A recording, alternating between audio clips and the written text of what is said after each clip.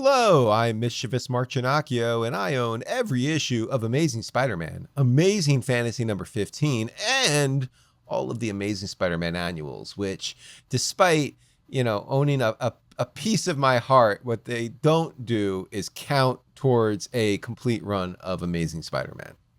Well, I'm Dapper Dan Gavosden, and I, too, own every issue of Amazing Spider-Man, including the annuals, which I say definitely count. So much that, I have injected parts of their DNA into my body, and I love them so much I will kiss them and lick them sometimes. But for me, Amazing Fantasy 15 remains a fantasy. That's some weird stuff there, Dan.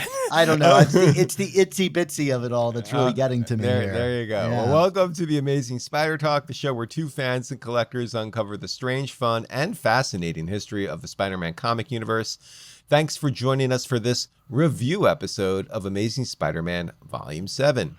All right, Daddy. If you want to swing along with us on our journey through Spidey's past, present, and future, subscribe to the Amazing Spider Talk podcast on your favorite podcast app and leave us a review. Oh, man, you're going to wear out that joke soon. This podcast exists because of the support of our Patreon members. If you want to receive early reviews and seasonal episodes, exclusive podcasts, and, of course, artwork, and help us keep this podcast going ad-free, please go to AmazingSpiderTalk.com and click on the big old Patreon button to sign up. Today on the show, Daddy and I will be discussing Amazing Spider-Man Volume 7, Number 3. This issue is written by Joe Kelly. The cover features artwork by Pepe Larraz and Marte Gracia. The interior pages feature artwork by Pepe Larraz, colors by Marte Gracia, and, of course, letters by VC's Joe Caramagna. This issue was first released on May 7th, 2025. Mark, I will not stop calling you Daddy. Hit us with a recap of the events of Amazing Spider-Man Volume 7, Number 3. We open with a flashback to when Peter was in Grant Morrison's New X-Men, I think. Well, wait, he's actually borrowing Uncle Ben's jacket and being a miserable teenager. So understandably, Aunt May chokes him out. Actually, maybe that didn't happen that way, but he is getting choked out by itsy-bitsy right now, much to her twisted pleasure. The two throw down while Shay protects an incapacitated Rhino, and Spidey is still high AF. I think that's what the kids say these days. We get another flashback to Peter's teen years during this fight while itsy-bitsy moves in on Rhino until Spidey makes the save. Eventually, Spidey is knocked out and wakes up under the Hudson River Bridge. I used to live by this thing, Dan, and it wasn't terribly impressive, and it wasn't one of my better, living in New York days. But anyway, he's up there with itsy-bitsy, who orates about how she could have killed him twice already. Well, when Spidey's on a bridge, people die, right? Spidey wants to know who is putting her up to this, and she declines to answer and knocks him off the bridge to go swimming with Kramer. Over at May's apartment, where she's hosting a work meeting, a sopping wet Peter shows up looking to crash. We flash back again to Peter, Ben, May, and that army jacket, and Peter is so fed up with getting in trouble that he lashes out at Ben and May. That's like my angry teen voice. He blames them for taking their problems out on him, and since they can't have their own kids, they're making his life suck. Ben tells Peter that if he's so miserable, he's free to leave, which triggers Peter to storm off and presumably run away. Back to present day, Peter sneaks out of May's house to hang out with his best buddy Norman, who in response to hearing about Peter's encounter with itsy-bitsy, gives the meta comment that Peter's life sounds idiotic when said out loud. True. Have you listened to the Amazing Spider Talk podcast recaps? Anyway, I sound like a crazy person every episode of this show. Norman talks about an FDA testing facility explosion, which allows Peter to connect the dots. He asks Norman to look into Queen's Cola, and clearly Dan and his conspiracy theorizing is going to get rewarded here. Bravo, Dan. Slow clap. Peter puts two and two together with the cola and Rhino's poisoning, so he asks his friend and co-worker Brian to test a cola sample, despite the fact that Peter is ruining Brian's reputation at Rand Enterprises. That's rough, Brian. Peter stakes out the cola factory, where there's an explosion, and surprise, the Hobgoblin arrives, flaming sword in hand, and he doesn't want to share a drink with Spider-Man. I mean, he might be more like a Pepsi guy, I think that's what's happening here. let's talk about this issue. One of the things that I found really kind of like the most meaty and interesting in this issue is this continuing flashback motif. It's a little bit less trippy, I guess, in this issue, although I think there's some really clever uses of it throughout the storytelling. Sure. But like I was initially, when I read interviews about Joe Kelly wanting to like lean into this sort of like middle school formative years of Peter Parker's life, I was a little bit skeptical about the idea of like constantly interrupting stories with flashbacks and letting someone kind of like rewrite like, you know, Peter's past in a way that we haven't seen before.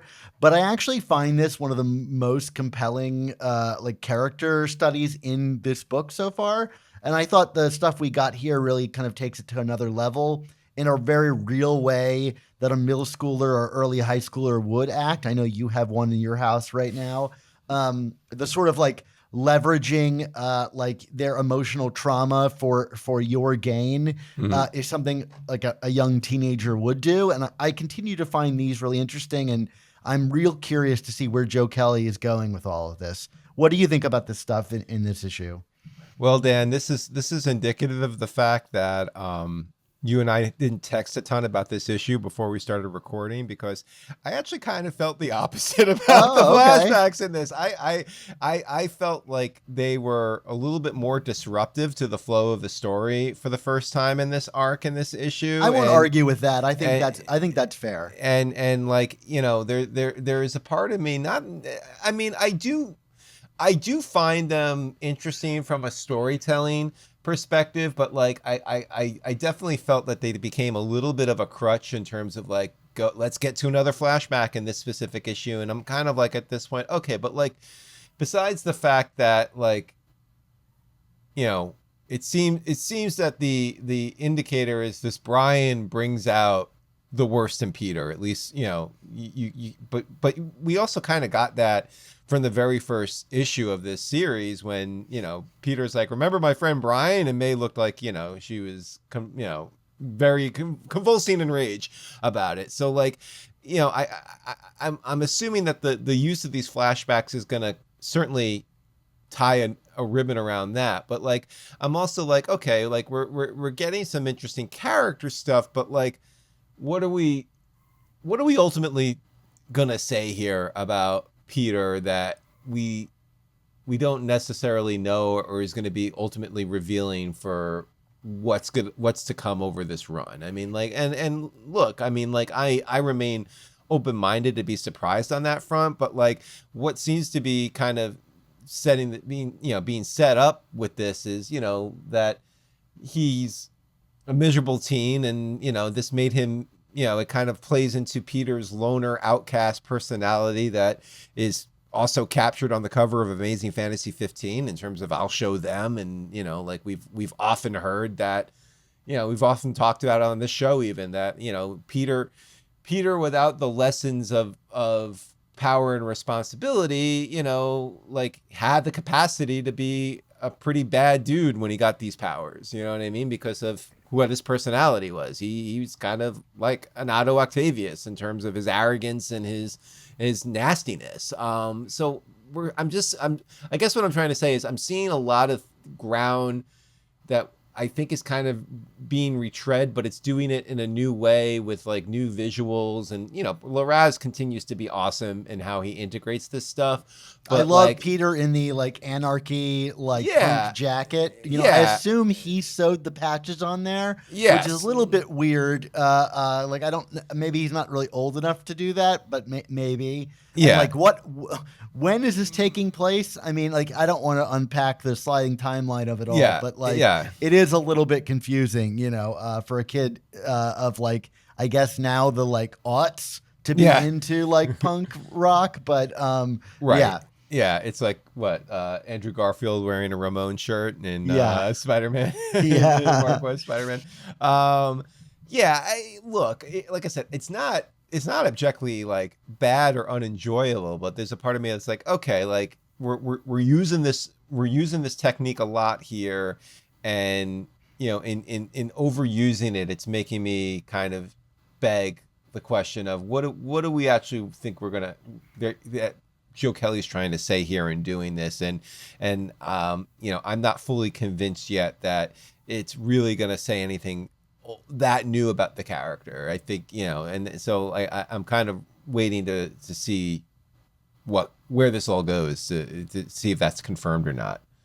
Well, I agree with you in some ways. I mean, I think there's like one major flashback scene where there's like the big confrontation that's kind of unmotivated by the main story in regards to like, how it seamlessly used to come out of him tripping. And here it doesn't like it doesn't really seem that it like was born out of that. But like thematically, I think there's a little bit more going on than just what's going on with Brian. We'll get to the details of this in a little bit, but I think actually, there's a lot to say here about like Uncle Ben and his reaction to Peter kind of standing up to him, that Uncle Ben is a little bit prideful too, and is willing to kind of give Peter some like of his own medicine, I guess, so to speak, or that Uncle Ben is flawed rather than the guy of a million hobbies that can do no wrong. Right. But I think the real focus here is going to be on Aunt May. Because, we open with this kind of projection of Aunt May choking Peter, which of course she didn't do. And Peter admits as such to his own, psyche or whatever. Psyche. Yeah. But like, you can tell that there is some kind of like tension there that is manifesting in this sort of violence, whether it's with Aunt May or Uncle Ben. That will, I'm sure, be resolved through like a heartfelt conversation between them about like what it means to be his parents or something like that. But it's the key linking of this to me is actually the later scene, which I guess we could talk about right now, where Peter, after getting pushed off the bridge by itsy-bitsy, comes back to May's kind of apartment where she seems to be having like a work meeting or something. There's a bunch of like older men and people coming, and they refer to her clients, I'm guessing from Feast. They have some bottles and stuff. So like my feeling is like maybe they're making some food to hand out or something like that.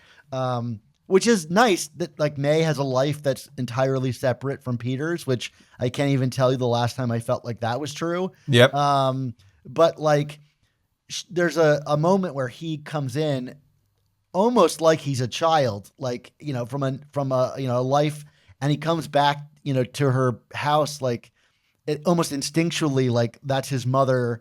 And she puts him in bed and watches over him as he falls asleep and passes out. My feeling is seeing that scene linked with this flashback, we're going to kind of like see like what that sort of like where that motherly instinct comes in and how that like relationship was healed or something in that way. Yeah. And hopefully lead to something new, which, begs the question, are we moving towards a, May discovers Peter's identity moment, in this comic? I mean, it certainly evokes the sort of scene from the beginning of the JMS run of him returning to the apartment and passing out and her discovering him. Yeah. In almost the same paneling, right? She's like looking through a doorway at Peter, like, I don't know how he gets to Norman's place after that, if he sneaks out or what have you, but like certainly you don't set a scene up like this if you aren't going to have the character ask questions about what the hell is going on with you, Peter. So I don't know. Do I make any case for it there? Does that like? Yeah, no. And like you said, I think if these scenes are doing anything, I think it's, kind of poking holes in the sometimes romanticism we have in some of these characters, and they're maybe, I think, some fans insistence on their infallibility, and like, look, I'm not like hyper online anymore the way I was maybe 6 months ago, so like I don't know what the discourse is around some of this. I honestly have no idea. Yeah, I mean, we're probably all the better for it. But I imagine there are some corners that are like, how dare they? They make Peter so nasty, and they make these Ben and May, so prideful, and like Ben would never say that, and like whatever. The more humanity and fallibility I think that comes to these characters in a real and sincere way, it always does add, I think, to the overall mythology of this universe, and it's not a bad thing. And I just like I said, I think it's just kind of hyper stylizing things that I think, if not already know, at least could infer about some of these characters based on like past continuity and even like just some stuff that was seeded earlier. So I guess, at the end of the day, it's not that I don't like the flashbacks or don't think there's a purpose, but I'm almost like, okay, like if we're gonna lean this heavily on it, I really hope there's a quality payoff here. Like that's where I think I'm coming I to. totally feel that. I mean, I have an adopted sister, which is in no way the same as like an orphaned child. Although I guess in some ways it could be, but like I found his kind of lashing out, even about his like anger at his parents, like they died before they could get annoying. It is like, to me, was really like emotionally honest, and like you said, sincere. Yeah, maybe we could have inferred that about Peter, but like 1,000 issues into a comic series, we're kind of past inferring on a lot of things. You know what I mean? Like every corner has been kind of scratched, and yet the feelings about being an orphan and the feelings of abandonment from your biological parents, and then the sort of like, you're not my dad and mom towards your aunt and uncle, your adoptive parents, being something that we haven't really explored in explicit detail, to me is like I feel like Joe Kelly is on to something here that is like genuinely sincere, and okay, yeah, we could infer it, but is a new corner to explore, and I'm enjoying it, and the way in which he's writing it. Yes, it's disruptive to the flow of the comic, but for the little things he does to mitigate that, I think he's done a pretty good job. Like we'll talk about the fight with Itsy-Bitsy now, but there is a moment in that fight where Shay gets knocked down and is in mortal peril, and she briefly turns into Uncle Ben lying on his deathbed, and I thought that was really a strong moment, if only because that is how Peter sees the world, right? He sees everybody as a potential Uncle Ben lying on their deathbed, and it says so much without saying it. Like, I could see, again, here we go into my like fictional Dan Slott. Like, I feel like if Dan Slott wrote this, it would say in a bubble there, like, everybody was Uncle Ben, but it doesn't feel the need to go out of the way to point that out. It just lets the panel live. Yeah. So anyway, what'd you think about Itsy-Bitsy? I mean, I think we've had some reservations about this character and being featured so prominently. What did you think about her appearance here? I mean, I don't know if like my overall reservations have changed much. I mean, like, like this is not a character I was necessarily like begging to spend more time with, and like it's just a weird dynamic. I think at the end of the day, I mean, like Larraz's design of her is really interesting, and probably I think better than, I don't want to say better, but like I enjoy the visuals of her, how she moves, I think more than McGinnis. Thank you. I'm like, we just spent his version had like a green mohawk and like a face mask, like COVID style.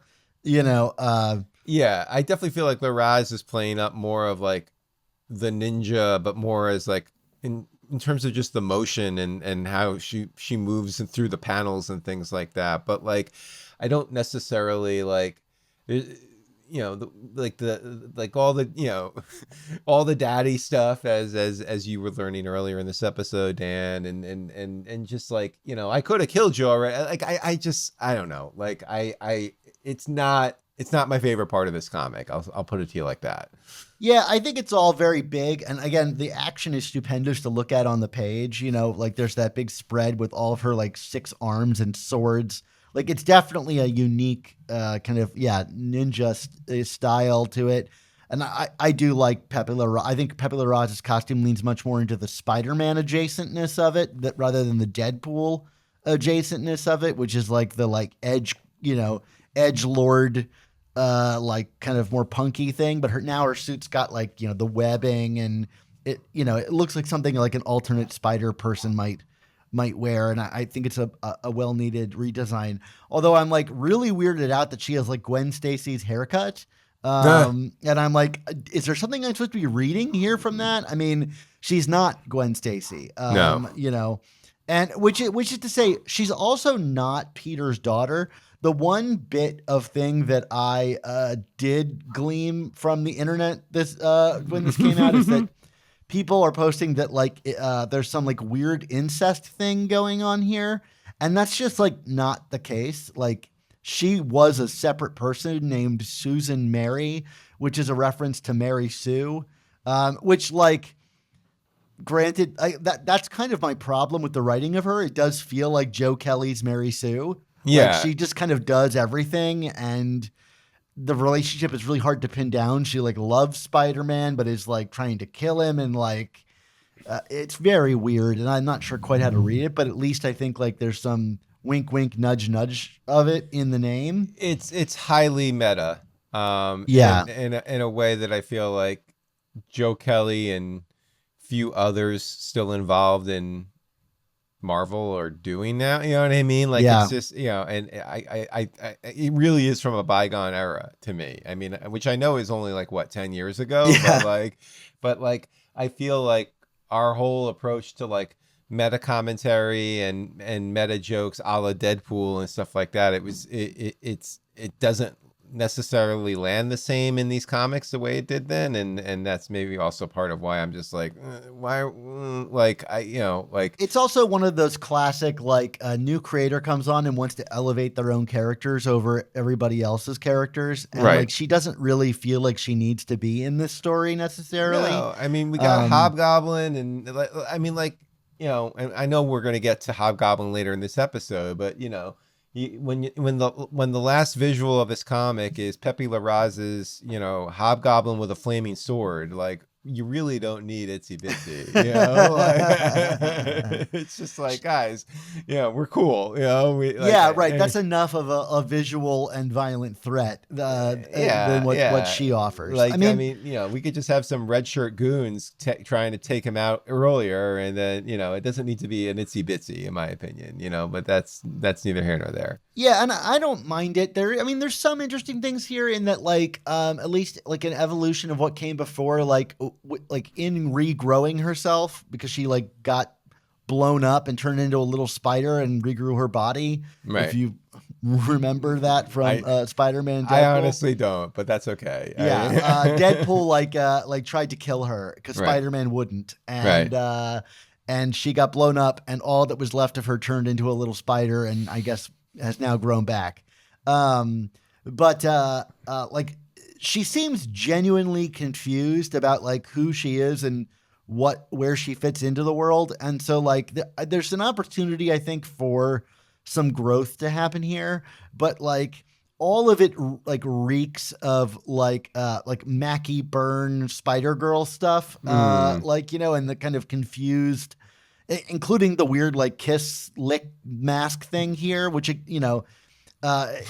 is definitely weird. I don't think I'm laying quite the same like attack on it as the internet seems to be about it being incest, but I'm hoping there can be something interesting with her. But like it does feel like it spent a lot of time on this, and something that I don't know how it integrates with the story it is.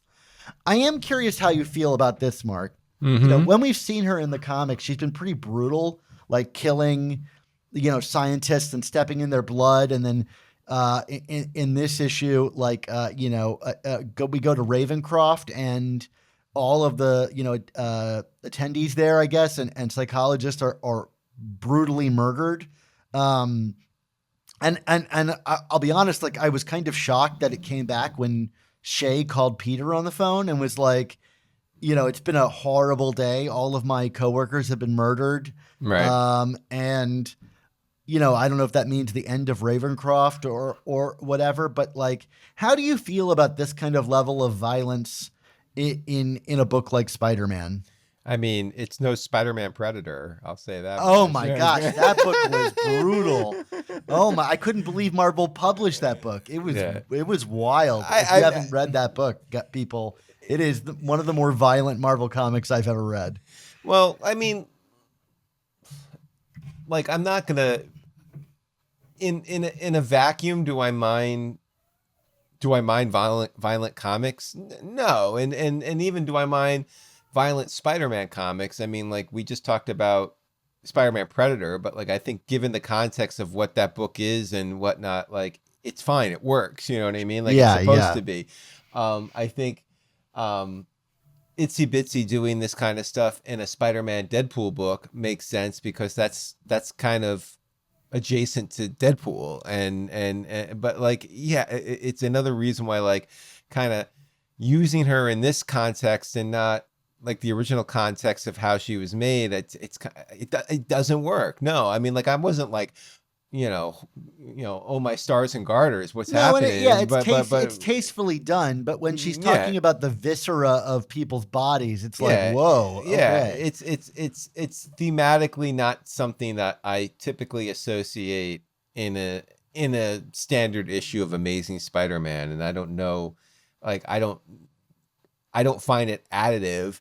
I don't think it's like, well, I'll never read this book again. It's Yeah. not like it's nothing like that, but like it's also not additive, so it's like then why do it? Like like I guess there is potential to turn people off in doing it. But even if I'm not one of those people, I think I can call it out and say, well, but yeah, you're not.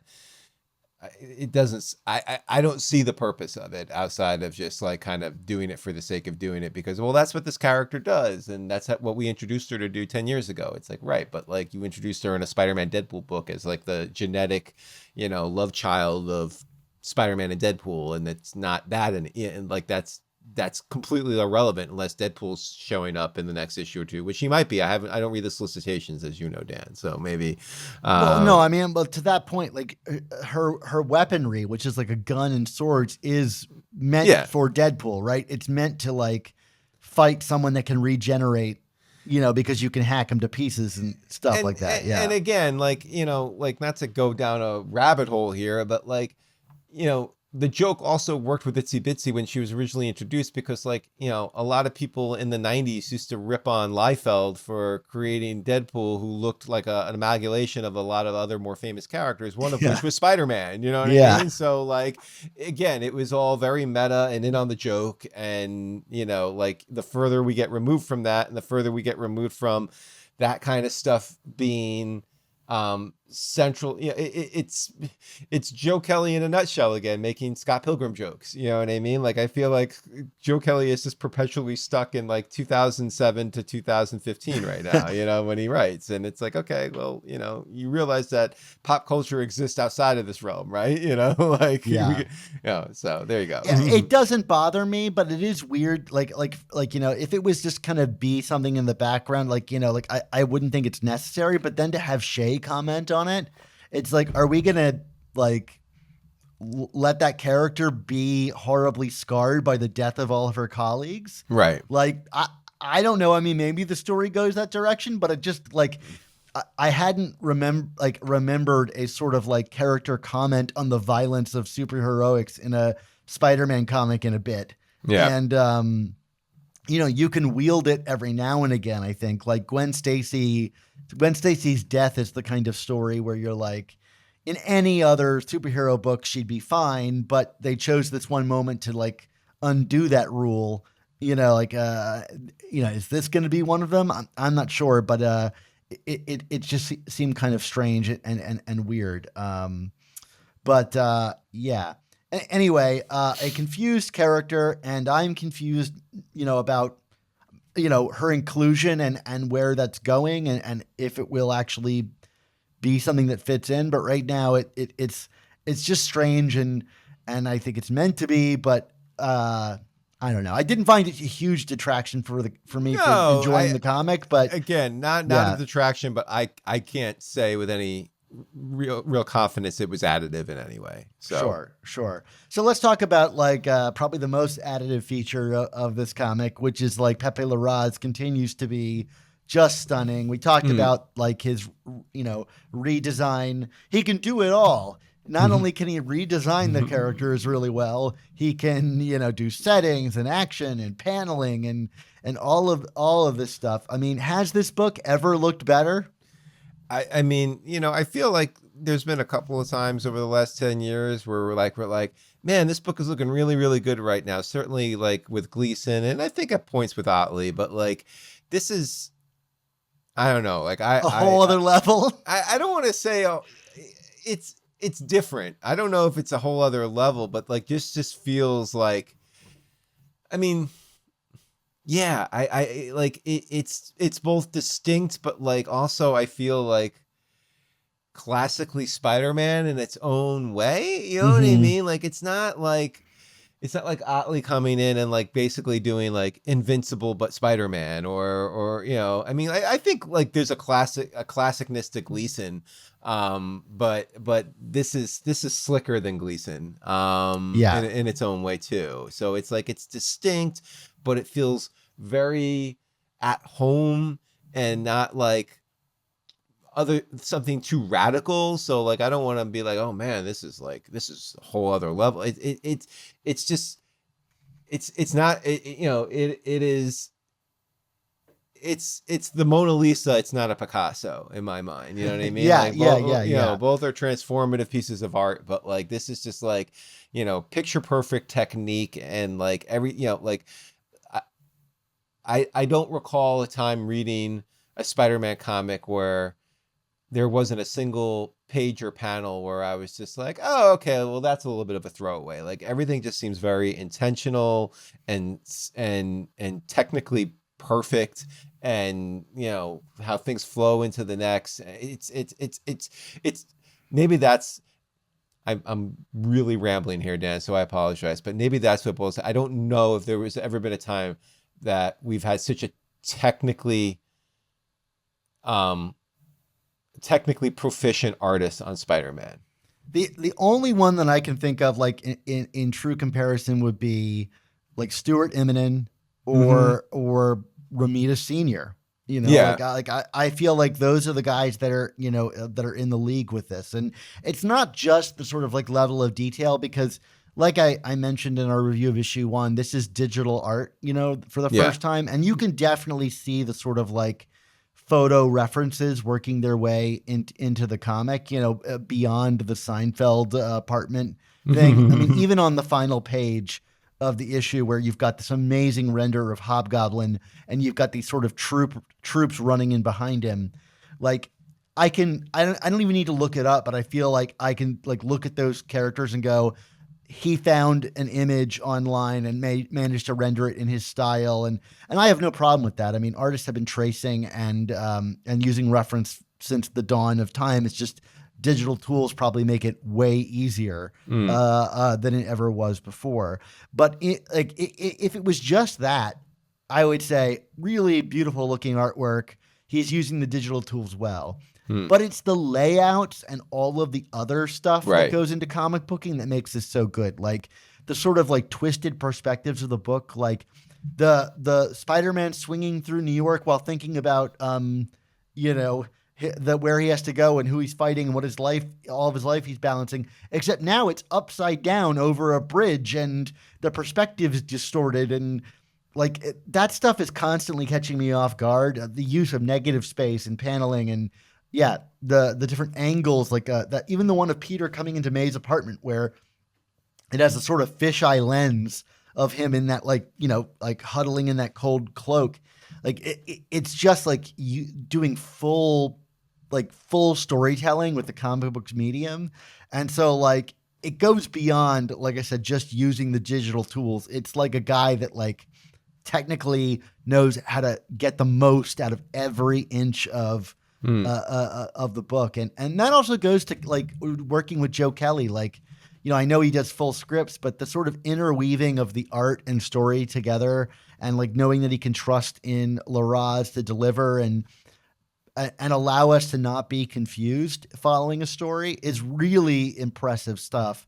You might find the flashbacks disruptive, but like even the color styling from Marte Gracia there, like all of that makes for a very easy reading experience, which is not easy to do. Yeah, I for sure. Like, I mean, it's disruptive to the flow, but I don't think it's distracting in terms of like, wait, what? I can't follow the action. You know what I mean? I know what's happening. I know we're in a flashback. I know how they're being deployed, and that's solely due to the Larraz's abilities and proficiency here as an artist. And like you said, Gracia's color scheme is fantastic as well.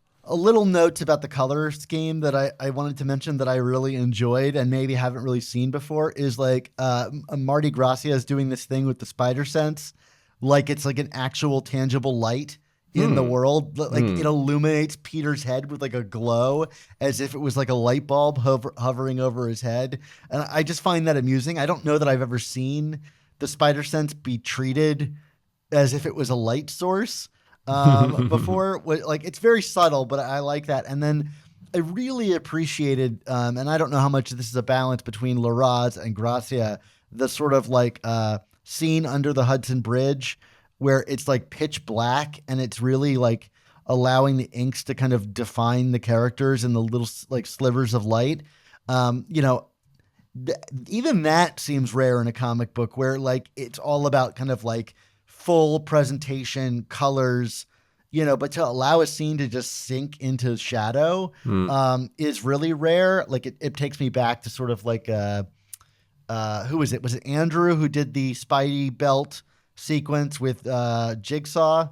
Or whatever, in that, like allowing the light to really like be a character too. And I appreciate like the sort of like variety of lighting and how that impacts the mood too. Like that scene feels very different under that bridge, in that sort of shroud of dark mystery than it would otherwise. So I really appreciated that.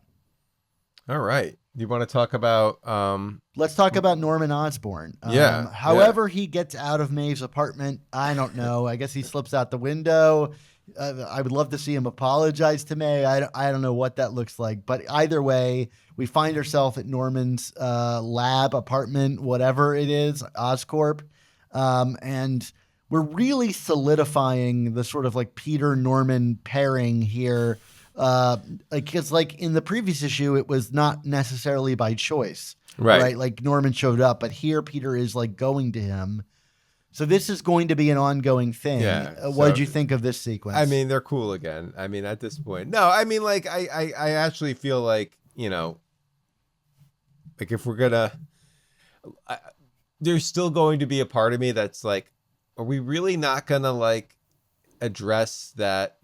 The way I read the Zeb Wells story with like the Spider Goblin was like they were kind of on the outs after this, you know what I mean? And we kind of like hand wave that away and we're getting further and further away from it, and it's just really kind of restoring just the dynamic that preceded all that. So it's like, okay, so we either are, truly all is forgiven or that never happened. It's one or the other at this point, and it's like, okay, just go with it. So I'm choosing to believe that like the Wells run has been like reinterpreted the ending as like, I'm not working for you anymore, but like we don't hate each other. Okay, fine. That's what I assume is kind of the new baseline. If that's how they want to do it, that's this is a long-winded way for me of saying like, if this is truly the status quo again, then I enjoy how Norman is used here. It's kind of like for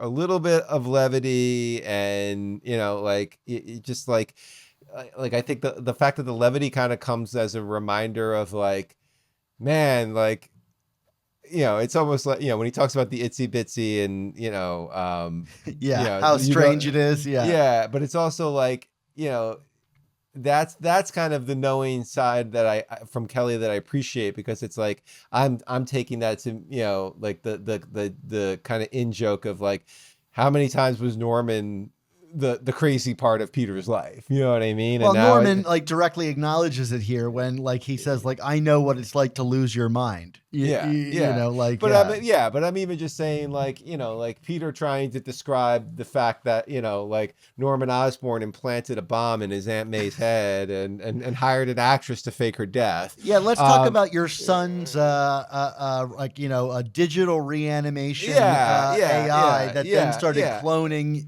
you know, anyway. Yeah, so. like if this Norman Osborn heard about those stories, he'd be like, wow, if he heard about Kindred, boy, would he have like he'd be like, wow, I did some really crazy stuff, didn't I? Kindred alarm, everybody. Yeah, the 90s were wild. What kind of drugs were I on in the 90s? Yeah, right. You know, antipsychotics, I guess. So I'm good with it. And yes, Dan, take your victory lap. Queen's Cola, you know, I mean, although like, and this is not to diminish your excellent sleuthing skills, but like it is utterly refreshing that there is a quote unquote mystery in this book, but it's playing out as like how a normal mystery in a superhero comic book should be uncovered, which is like, it doesn't have to be like strung out over the span of like 47 issues. It's just like introduce Chekhov's gun in issue 1 and then start having more about it by issue 3. I mean, you know what I mean? Like the pieces are all there. It's being laid out in a very logical, well-paced way. You know, kudos to Kelly for not wanting to just, you know, mess with people and play the redirect and misdirect games. Like, oh, Queen's Cola was a red herring. It's really, you know, the Scepter Sprite or something like that. I mean, I also thought it was neat how they did it. Like, I mean, maybe neat is too big of a word, but like Peter discovers it before the reader is told the specifics. Like he says like, oh, Queen's Cola, and like just kind of moves on without explaining why he's interested in this soda. And it like kind of allows, like, if you did figure it out, for you to have that sort of like joyful moment in making that connection with what Peter says before the book a couple pages later spells out for you what it is that he discovered. And I enjoyed that as like someone that did, you know, have fun sleuthing the puzzle, that like for at least a page or two, I was ahead of everybody else reading the book that didn't notice that. Which is not really like a way of like saying it's about me. What a flex. As a reader, it's like fun to like kind of have the mystery confirmed before you get the guy walk you through all the stages of the mystery. You know, I just thought that was neat that like he didn't feel the need to go like, let me show you the breadcrumbs immediately. Dan, you are insufferable. I mean, okay, so like I have a little bit of like, I'm loving this Norman thing. I love him as the guy in the chair. I think it's a really great wrinkle. And like, I don't know how you do this without necessarily bringing in any tension about it. Like, it's just inherent of who Norman is. And of course, I'm going to say till I'm blue in the face that I'm like anxious about this returning to a Goblin story. Just because, I mean, frankly, because I like Norman like this. I think it's an interesting role for the character, like in the book. And so like when he, you know, he had that little laugh when, you know, Peter said, you've been pretty good at being a good guy. And he says like, heh, imagine that. I'm like, it reminded me of the little laugh that Wells gave him right before his sins returned to him. Right. He was like, are we really heading down this path? And like, you could obviously read it either way, as him just kind of like having a laugh and Kelly having a knowing like wink at the audience, like that Norman will at some point become the Goblin again. And also like he was the Goblin, and it's a nod to the history. But I remain like, oh man, like really don't take us down this direction. Like those little winks to me are just, they're more than winks. They're like the tip of an iceberg that I'm seeing poking up above the ocean. And I'm like, please don't let there be ice under there. I really don't want that. I mean, Green Goblin is inevitable, Dan. That's all I can say. I know. I just want it to be later than that. Like, remember when he was gone for 30 years or 20 years? It wasn't that long, Dan. It was like 14 years. Well, how long was it? Yeah, I guess it was like 20 years. Yeah. We'll see, Dan. Maybe it doesn't, but it doesn't necessarily have to be inevitable for issue 1000 the way you seem to be convinced. So, let's just see where it goes. All right. Well, Um, speaking of like man in the chair, let's go over to Rand Enterprises with Brian. I did mhm. get a chuckle out of Spider-Man swinging upside down on the way there because he like says, like, oh, it's amazing. Like sometimes when you're drugged out, your brain will make loose connections between two things that are unrelated. Mhm. And he specifically spells out the cola and rhino. And I'm like, what are you trying to say? That I'm drugged, Peter? Yeah, Like that yeah, I made yeah. that connection? So, okay, fair. My crazy conspiracies. Um, so we get a little bit more of Brian and Peter. It's kind of hitting a lot of the same notes here. Yeah. But like, I think there's something interesting in here, but I want to get your reaction first. Just about Brian and Rand, you're saying, Or or anything with this scene. Do you have any thoughts about this? ah, I am what's I guess what I would say, and I don't want to sound kind of, inherently negative here, but it's like the the the Brian character in this storyline, it kind of, in terms of my interest level, came in very high in issue 1, and like this was kind of the first issue of the first 3 where I was just like, all right, what's like, I don't either I don't need this scene, or you need to do something else with this scene. I kind of, I don't know. I didn't find this terribly intriguing. I mean, like, oh, you're ruining my reputation, and like, Well, that's the one beat we've had 3 times now. well, we've had it, but like we've had it through the context of like, hey man, I don't care, I'll do anything for you, buddy. And now it's like, oh, like now he seems to be getting like actually upset about it. And I'm like, okay, so what's changed in the last, besides like, oh, you've just been doing it more. You know what I mean? Like, I don't know. Like, I want to see I want to start seeing some more levels to this character, because like I feel like we're just playing the hits with his character beats right now. And I think there was a lot of potential to do something kind of cool with this character. It doesn't. I know like the logical kind of through line is like, oh, something's going to be kind of sinister with Brian, and that still very well might be true, and that's fine. But like either way, like I don't feel like this issue was an interesting way of getting to that point, versus the first 2 where I think there was a little bit more intrigue there to, oh, what's up with this guy. Yeah, I agree with that. And to me, it gets to kind of at the heart of this thing, which is like, what is Peter doing for Rand Enterprises? Right. I understood how Horizon Labs worked, right? Which is to say, Peter had ultimate, anonymity and to do whatever he wanted, and so then the Spider-Man element of it became a crucial, like, kind of part of the feedback loop, which is like fight the world and invent tech at Spider-Man that then can be utilized in my life as Peter Parker, right? And here, all we're getting are obstacles to Peter's success, right? Like he's pissing off Brian.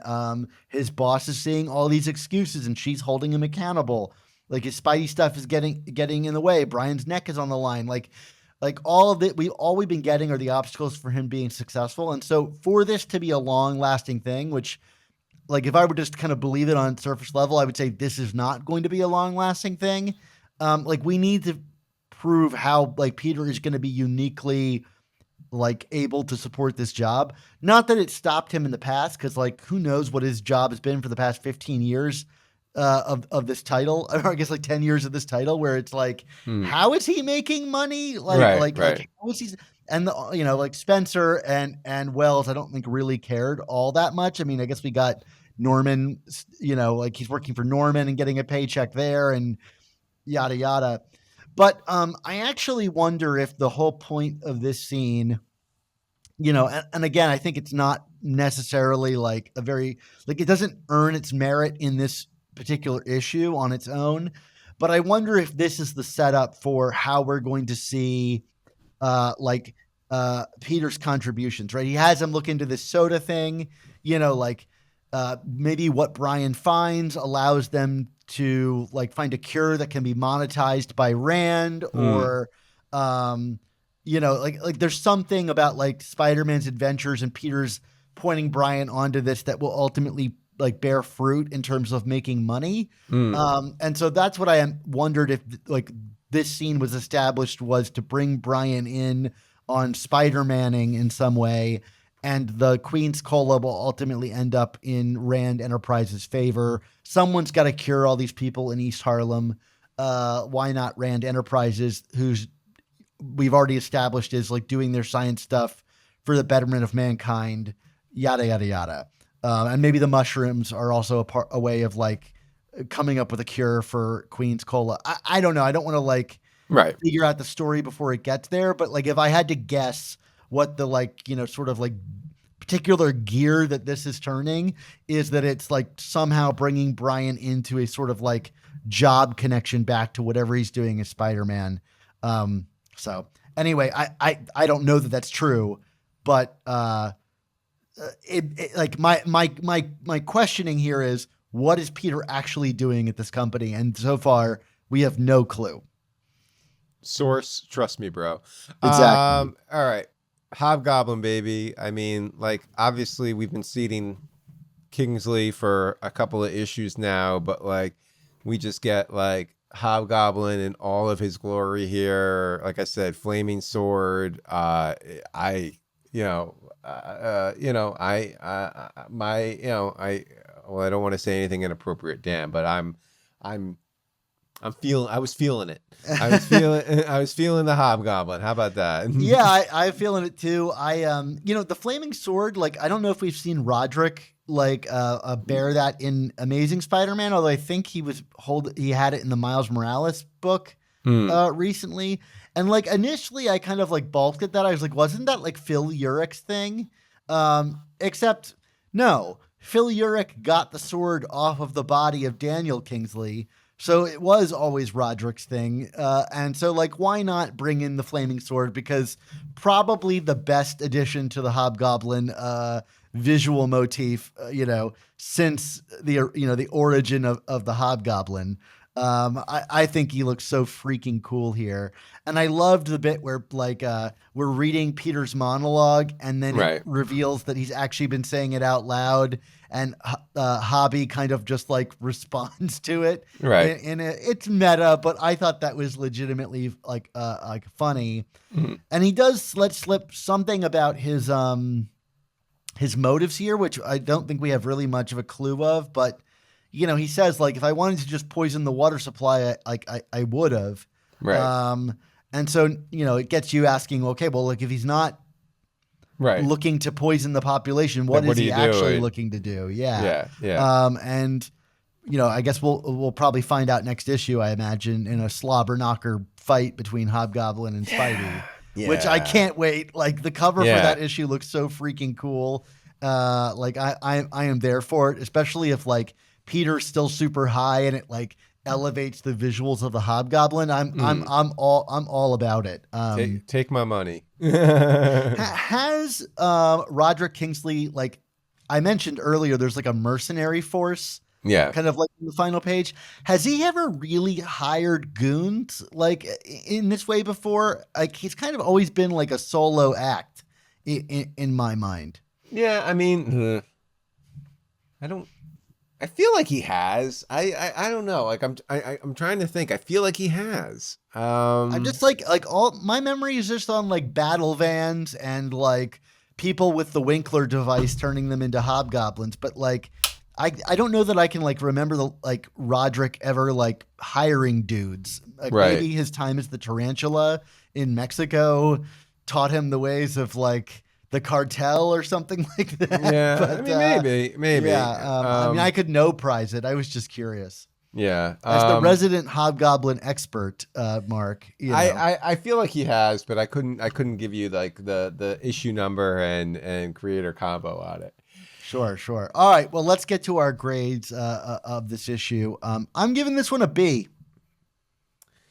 I'm not quite there with you. I'll say B minus. It's good, but not quite there. Great. Well, that does bring us to the end of the episode. So Mark, why don't you take us home? Well, we want to thank you, the listeners and viewers, for tuning in to this episode of The Amazing Spider Talk. This podcast exists because of the support of our listeners on Patreon, where for only $4.99 a month, the cost of a new comic, you can help support our show's existence while getting early episodes, including these reviews, the same week the comics release, as well as the first 8 episodes of Season 7 of our show, exclusive artwork, and tons of other bonuses. Yeah, and if you value smart comics criticism and historical analysis, we hope you'll consider supporting us on Patreon. What we do for the show is admittedly niche. Still, if you find our Spider-Man commentary and community valuable, we can only continue doing what we do with your support on Patreon. Thank you to everyone who supports us in our work. If you want to join their ranks, please go to amazingspidertalk.com and click the Patreon button to sign up and join our club.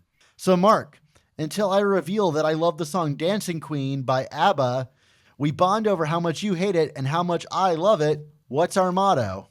I mean, I know that this is a shtick right now, Dan, but I got to say, like, Dancing Queen is awesome. So I actually am annoyed by it, so okay. I should have flipped that joke. I was going to say flip it. Yeah. I think it is pop music nirvana. With great podcasts, there must also come the amazing Spider Talk.